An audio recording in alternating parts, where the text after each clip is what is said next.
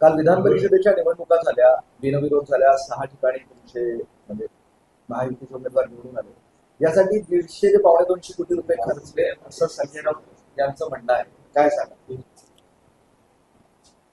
विधान परिषदेच्या सदस्याचा अर्ज माघार घेण्याचा कालचा शेवटचा दिवस होता. यामध्ये 6 ठिकाणी 2 शिवसेनेचे, 2 भाजपचे, 2 राष्ट्रवादीचे हे बिनविरोध झालेले. आणि हे बिनविरोध झाल्याबरोबर जो काही आरोप करण्याचा जो काही सपाटा लावला, त्या लोकांना सांगतो ही निवडणूक 17 जागेची आहे. ज्यांनी आरोप लावायला सुरुवात केलेली त्यांच्यामध्ये एकमत होतं का? ज्याला महाविकास आघाडी म्हणतात त्यांच्यामध्ये कुठेतरी एकमत दिसलं. त्यांच्याच विरोधात त्यांचेच उमेदवार इतर पक्षाचे उभे होते. आणि एकंदरीत ही जी निवडणूक आहे ही निवडणूक आकड्याची आहे. मतदार ठराविक आहे. मतदार करणारा माणूस आयडेंटिफाय आहे. आणि मग जर ते आकडे जुळत नसतील तर आपला पराभव हा निश्चित आहे हे त्यांना माहिती होतं. आणि उभाटाची जी कार्यपद्धती आहे, उमेदवारी दिली, जा आता तू लढ, तुला माझा आशीर्वाद आहे, अशाने निवडणूक लढवल्या जातात का? तुम्हाला इतर पक्षाचं सहकार्य पाहिजे की नाही पाहिजे? आणि अशा वेळेला तुमच्यावर कोणीच बोलत नव्हतं. तुमची एखादी काँग्रेसची, राष्ट्रवादीची आणि तुमची जॉईंट कधी एखादी बैठक झालेली आठवत आहे? मग अशा वेळेला त्या उमेदवाराने जो निवडणूक लढवायच्या मनस्थितीत होता त्याला जर सपोर्ट मिळत नसेल आणि जर त्याने विड्रॉ केला तर त्याच्यावर पैसे खाल्ल्याचा आरोप लावायचा. हे बरोबर नाही ना. म्हणजे एखाद्या निवडणूक लढवताना तू तुझ्या ताकदीवर लढव, तुला कोणाचा पाठिंबा नाही, पडलं तर पडला, पण आम्ही निवडणूक लढवली असं चित्र दाखवायचं. आता कार्यकर्ता हुशार झालेला आहे. घराची राख रांगोळी करून तो निवडणूक लढवणार नाहीये.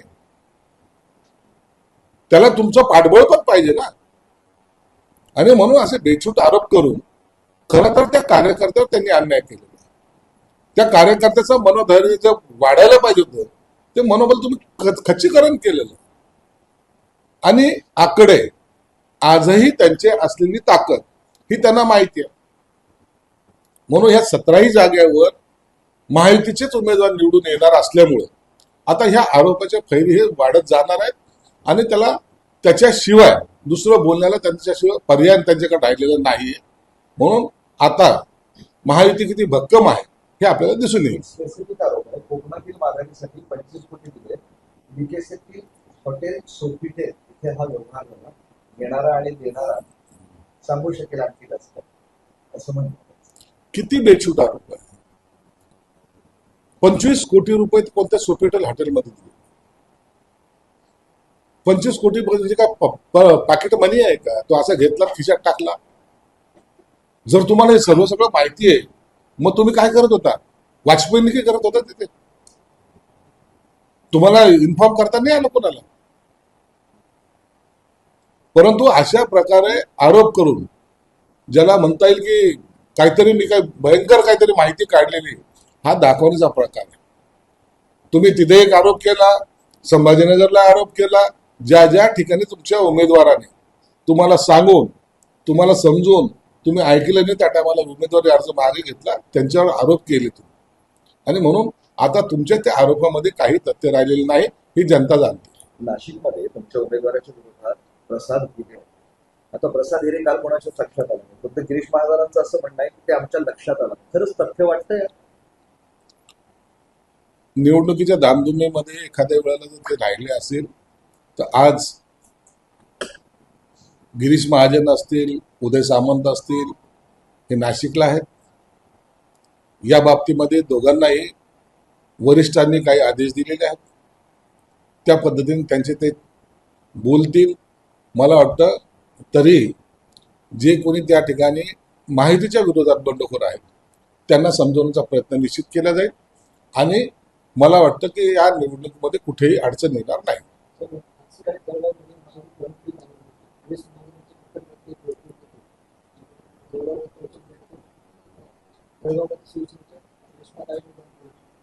दोघांनाही समजवण्याचा प्रयत्न निश्चित केला जाईल. आणि म्हणूनच सांगितलं की गिरीश महाजन असेल, उदय सामंत असतील, तिकडे गुलाबराव असतील, दादा भुसे असतील, हे सर्व नेते या सगळ्या प्रक्रियेमध्ये आहेत.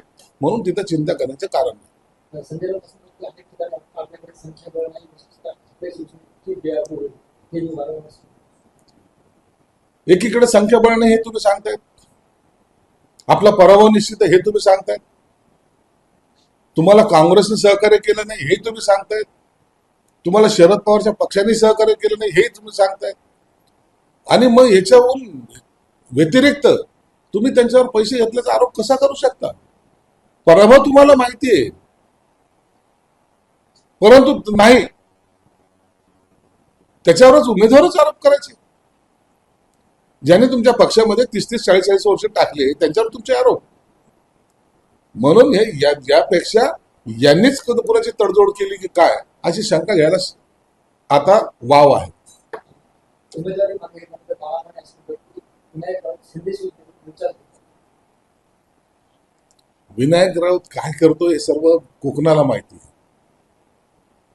काय त्याची पॉलिसी असते, काय तो बोलतो हे सगळ्याला माहिती, म्हणून त्याच्या आता भाष्य करणं उचित नाही. म्हणजे कोकणात त्यांच्यावरच ठाकरे जागा पडतात. विनायक राऊत हा न बोललेलंच बरं, राहू द्या. एक इंटरेस्टिंग आहे, सपकाळांनी सपकाळ विरोधात पटोलेंनी सुपारी घेतली आणि असा आरोप भाजप करते. परिणाम काँग्रेसमध्ये कुठेही आलबेल नाहीये, त्यांचे अंतर्गत इतके भांडणं आहे.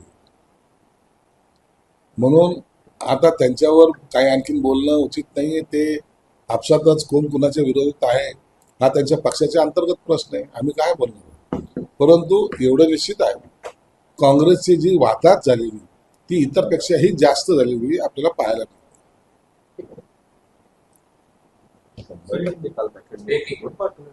राज्यामध्ये 14,000 ग्रामपंचायतीच्या निवडणुका 6 महिन्यापासून रखडल्या.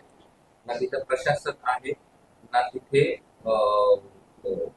त्याची व्यवस्था कोणाकडे नाही. सगळा उन्हाळा या ठिकाणी गेला.